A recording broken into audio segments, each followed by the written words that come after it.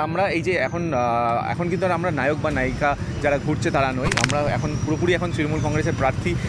কর্মী হিসেবে আমরা কাজ করছি। তাদের মোরাল যদি আমার সাথে মেলে, আমি আবারও বলছি, তাদের মোরালটা যদি আমার সাথে মেলে তাহলে আমি ডেফিনেটলি তাদের সাথে।